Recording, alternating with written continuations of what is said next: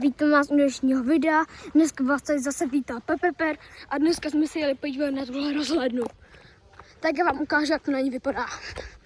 Tak, teď to se běhneme. A jdeme.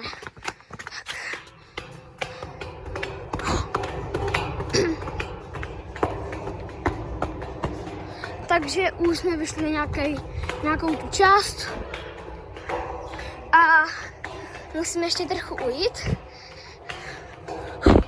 Zkusím trochu máknout.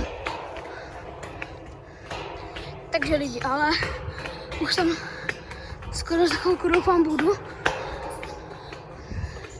Ta rozhledna není tak velká, takže v pohodě.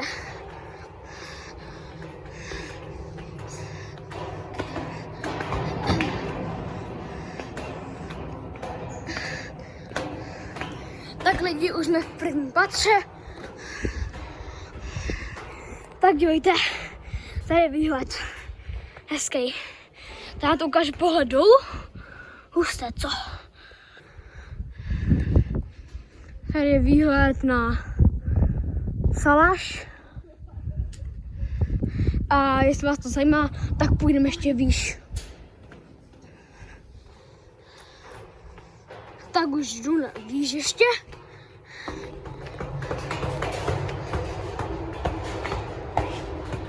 Takže už tady budu. Šup.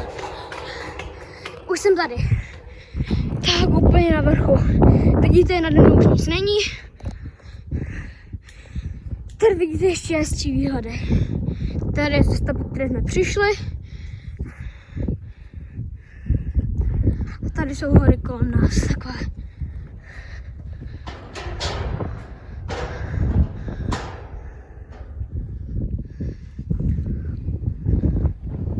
Takže lidi, tady vám ukazuju ty pohledy. Teďka vám to ještě ukážu dolů. Tak, tady je ještě pohled další dolů. Docela vysoko. Nechtěl bych spadnout. Takže já teďka jdu dolů a můžu jít. Už jdu dolů. Už jsem zase v prvním patře.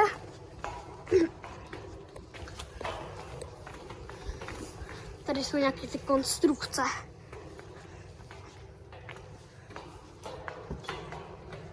Docela hustý pohled.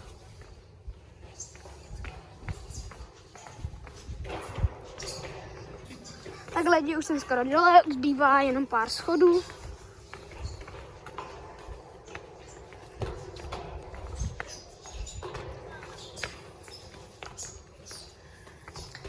Tak.